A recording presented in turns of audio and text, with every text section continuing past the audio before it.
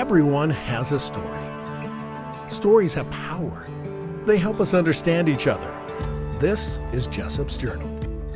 Hey, Chance, great to see you. Nice to see you too. Let's go chat. Chance, it's time to sign into Jessop's Journal. Love to.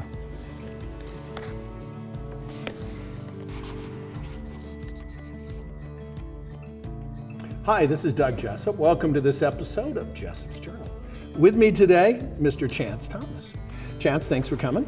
My pleasure. It's great to be here. Now, we did the social distancing, had the masks on and everything, but you know, it's now time to do the hand sanitizing from, the folks at Five Wives. And yeah, they do make adult beverages as well. So Chance. Yeah, man. No disrespect to your mom and dad, but Chance, what's the deal with the name? So my birth father was a gambling man, and he wanted me to be lucky. And so he named me Chance. Okay, was your dog named Lucky by chance? No, I had a dog named Speedy and a dog named Tough Stuff. Oh, there you go. So where'd you grow up? I was born in LA, spent some time in Springville, Utah, Dallas, Texas, but then from first grade through first couple of years of college was Oklahoma City, Oklahoma. Oklahoma. Right. So you don't have an accent though. No, but I do love me some Sooners. Say, there you go. Well, you better, It's funny because... It's a state religion down there, exactly. man. I was just going to say, people think, okay, there's the Utah BYU. No. That's nothing like Nebraska and Oklahoma. Yeah, I was going to say, try to get in the way of Texas and OU. That's now that's a rivalry. The full disclosure, my son said, Dad, there's these really cool music and video games and everything, and I've been in radio and TV for a lot of years and love music and everything, and so he would have me listen to these music tracks and say, where do you think this came from? And he said, see, it's a video game. And for people that don't know, this guy is like the rock star when it comes to composing music for video games. I'm just going, okay. So there's this one little feature, that's based on these novels called Lord of the Rings. Mm-hmm. People might have heard of those. Yeah. I understand you have a connection. I have quite a connection, yeah. I think I wrote my first music based on Lord of the Rings back in 1998. I was working for a video game company called Sierra Online. Mm-hmm. Some of you who know adventure games will know Sierra Online. Okay. And our general manager got a license to do video games based on the Lord of the Rings literature. Whoa. And so I got copies of the literature and I started studying it. I wanted to learn everything the old professor had to say about music, about sound, about songs, about instruments, and he goes into depth. He had a very strong musical vision for his world, and I spent about 5 years researching that. And when you talk about the old man, you're talking about Tolkien. Yes, the old professor. The old professor. J.R.R. Tolkien. Okay. Now, I am going to bounce back a little bit before. Let's do it. So just out of curiosity, okay, and we're all kind of a product of our experiences through life. So obviously you're into music and everything. What in the world did you listen to as a kid? What was playing in your house? Well, my mother is an opera singer and a classically trained violinist. Whoa. And so Mozart, Beethoven, this was standard fare most of the time in our home. Mm-hmm.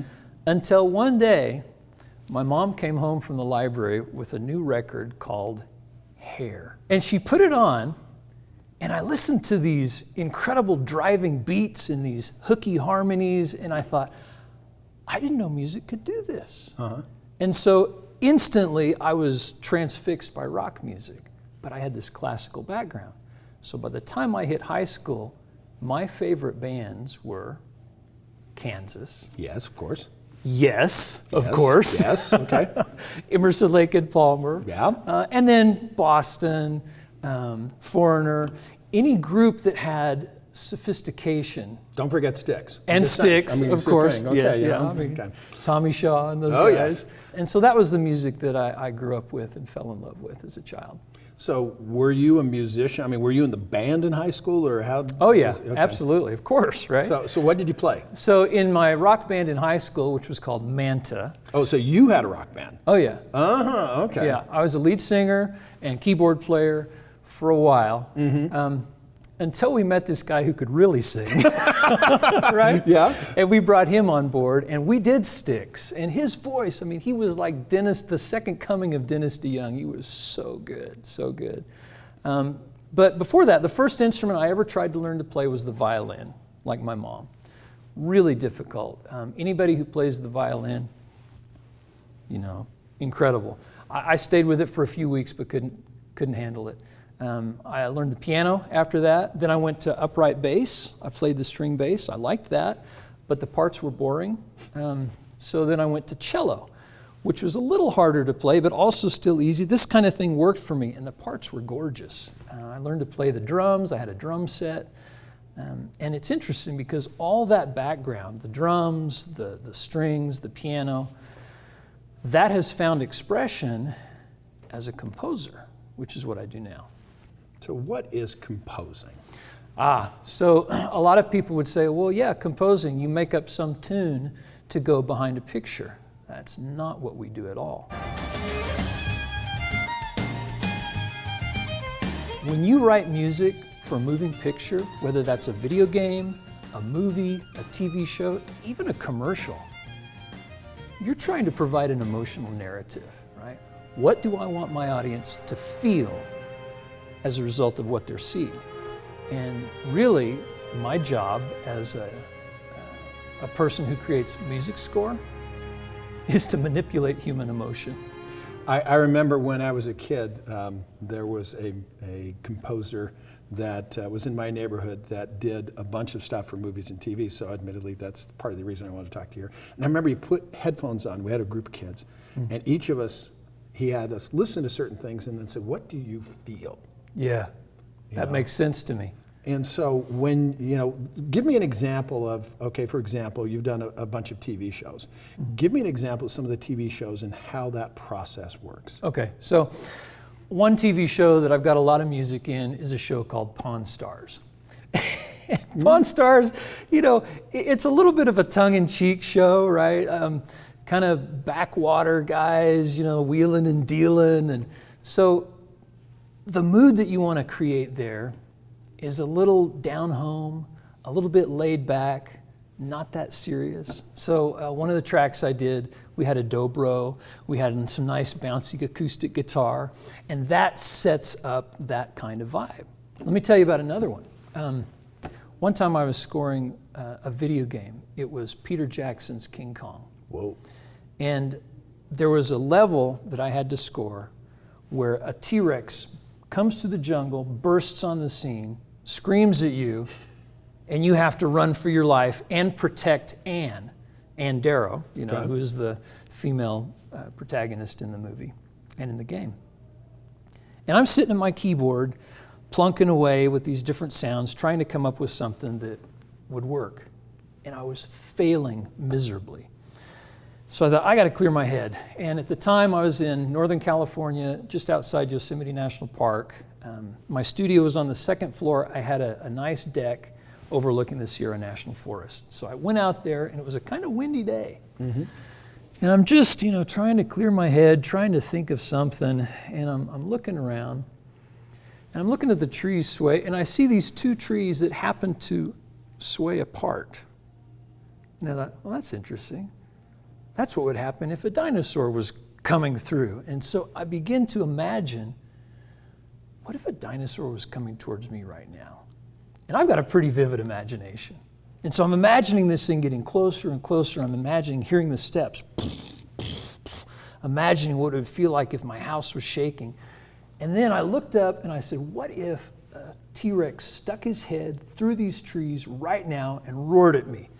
You know, and I imagined the nasty spittle and the smell and the heat of that and the fear and the adrenaline that I would feel.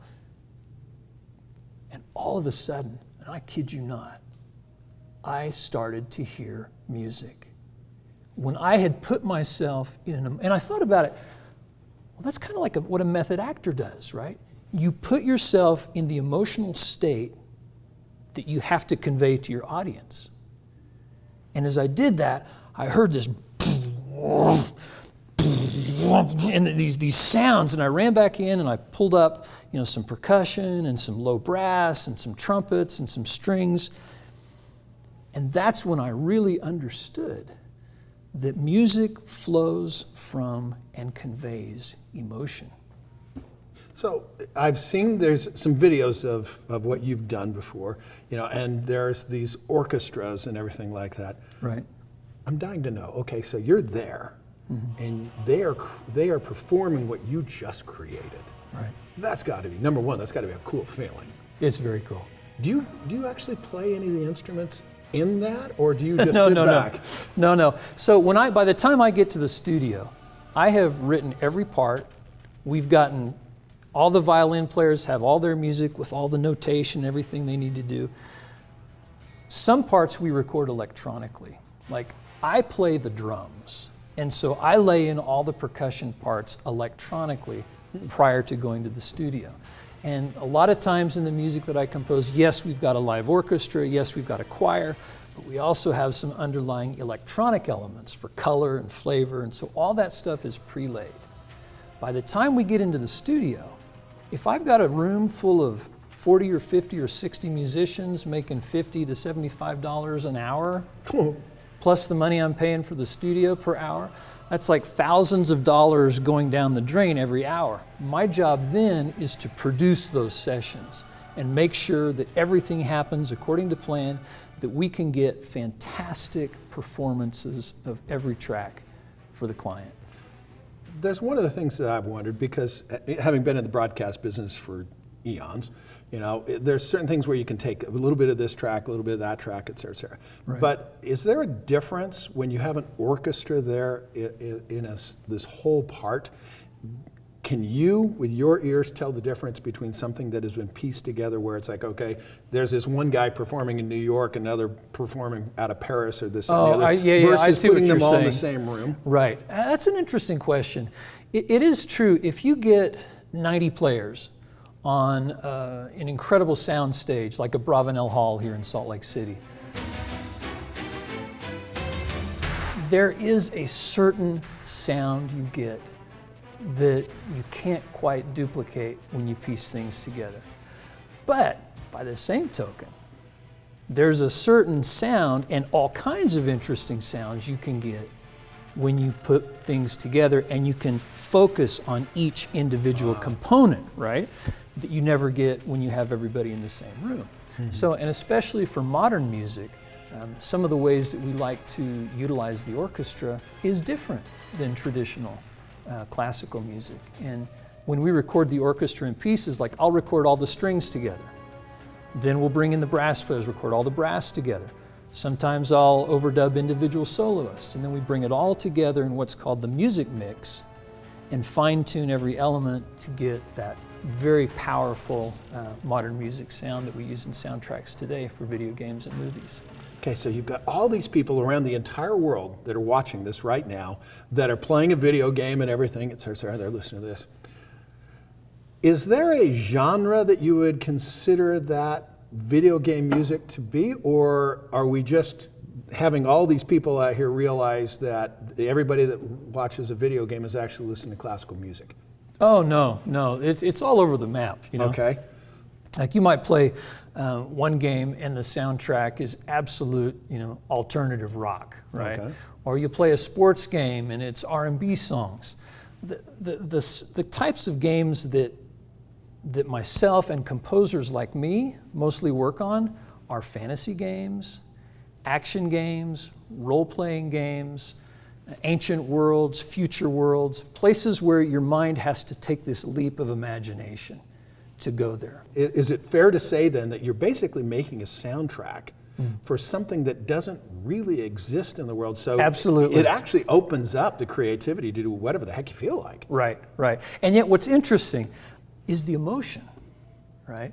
The world is fantastical and bizarre and who knows what, but the emotion, if you can get the emotion right, it'll suspend people's disbelief because the emotion they're feeling is real. The game world they're playing in is total fantasy. But if I'm really feeling something, that draws them in. And that's why what people like myself do is so important. You mean T-Rexes aren't crawling around over in Yosemite? No. Oh, come on. There aren't any hiding in the Sierra National Forest, Well, I promise. I don't know. Maybe have you done a Bigfoot soundtrack? Yeah, that's next, right? So you get a project. Yeah. Okay. And now we're talking about kind of the economics of it. I've been featuring a lot of musicians because with this fun COVID thing, they've been just crushed. It's horrible. How in the world do you make money at this thing? I mean, is it a needle drop thing, or do they come to help explain? So somebody out there is going, geez, it's great to do all this stuff. I wish I could do this.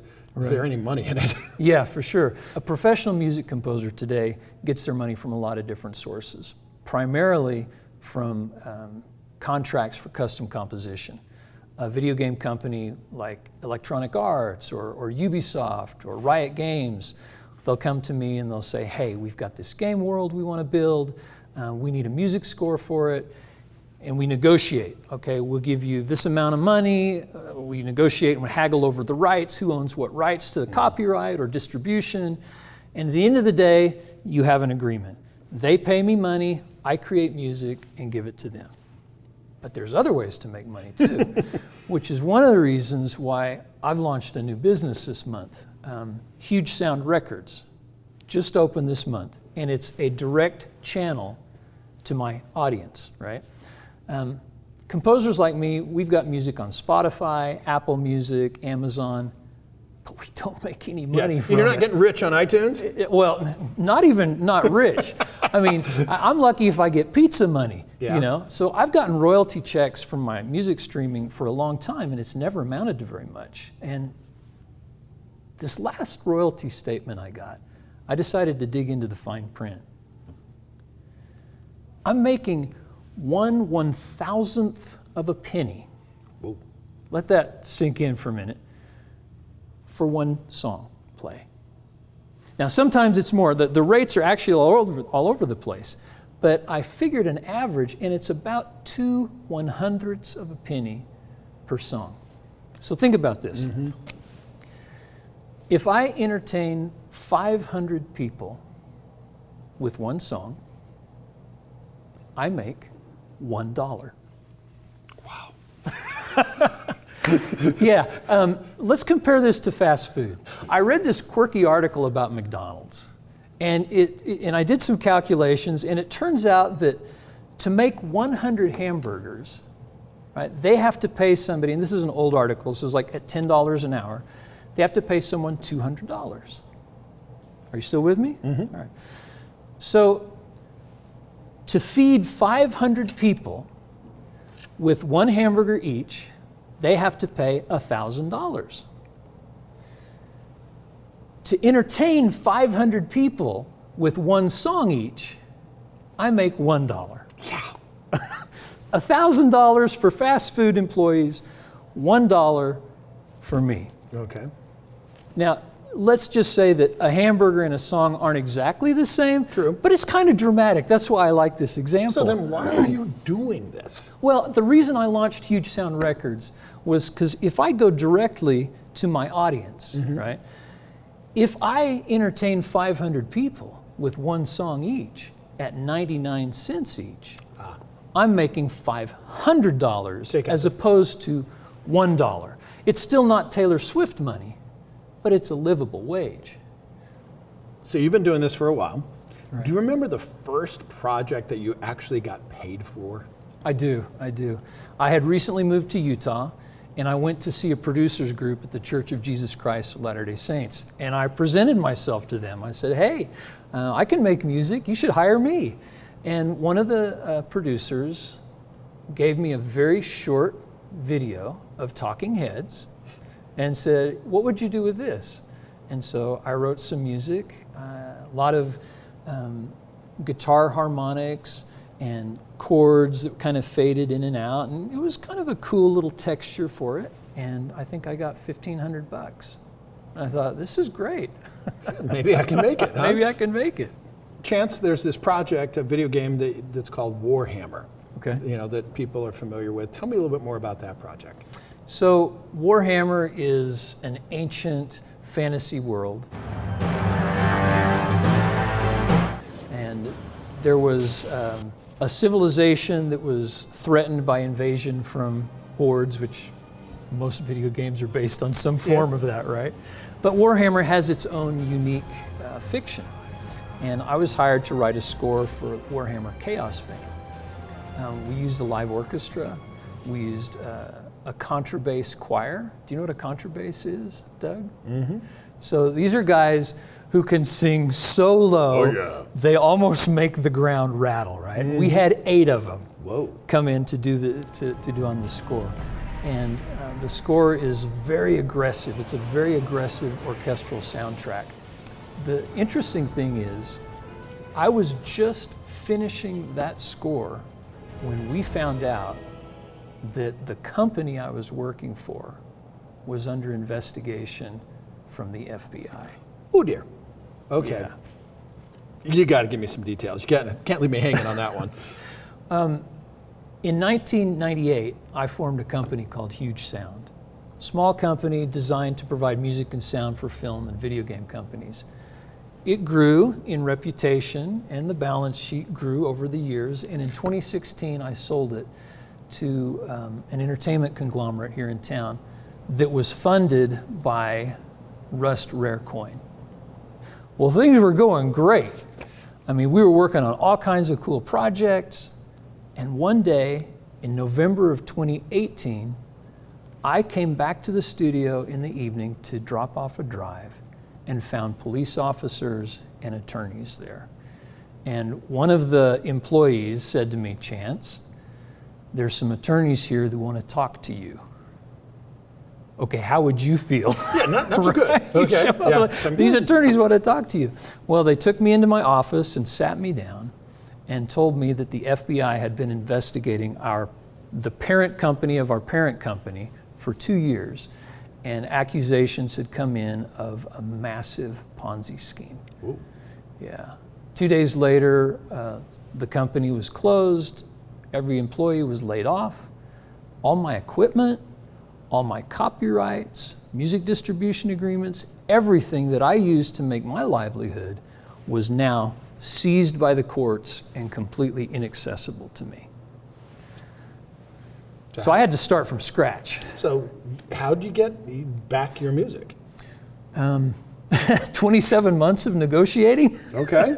But eventually, you know, I made some negotiations, we drew some deals up, I paid some money, and I got the Huge Sound Records name and logo back out of the courts. I got my Lord of the Rings music out of the courts, those distribution agreements, film scores. So a lot of the stuff that was taken from me, I've been able to get back. Oh, congratulations. Thank you. If you were to write a soundtrack for your life, what would it sound like? Cacophony? It would be as anyone's personal soundtrack would be. It would be rich and full. There would be glorious moments. There would be funeral dirges. There would be long moments of boredom, right? There would be silly parts. Our lives are so rich and varied.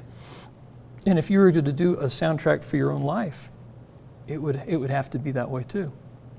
The name of this series is Jessop's Journal. Rustico makes my journals. Yeah, this is my journal, okay? Nice. And it's got all the scars and everything, because, you know, life comes with scars. They have a hashtag that I like to ask everybody as the final question. So, Chance Thomas, how do you want to leave your mark? I like to build people. I want people to leave a conversation with me feeling valued. I want a person who's listened to one of my music scores to feel like they've been on an incredible journey and feel uplifted by that. Well, thank you so much for coming on. It's been a pleasure. And while we're at it, I got a couple other people we got to thank. Of course, you know, we've been doing the hand sanitizing with Five Eyes, and yes, they do make adult beverages. Rustico, of course, makes my journals. Now, you know we wash our hands, but have you thought about this? Totally serious. Washing your nose. clear nasal spray. Great stuff. Taylor Cooperative makes all my clothes, and of course there's JW Custom Hats. Yeah, I like your hat, man. Yeah, thanks. We got to do a shout out to Ed Willett too, the camera guy. Yeah, oh, I know. He's my collab, you know, and he Hey, gets Ed. embarrassed when we do this, but okay, Ed, you know, thank you. Here's the thing I want people to remember. Stories have power. They help us understand each other, and sometimes they do it with music and the soundtrack of your life. People like this guy, Chance Thomas. With another entry into Jessop's Journal, I'm Doug Jessop, ABC4 News.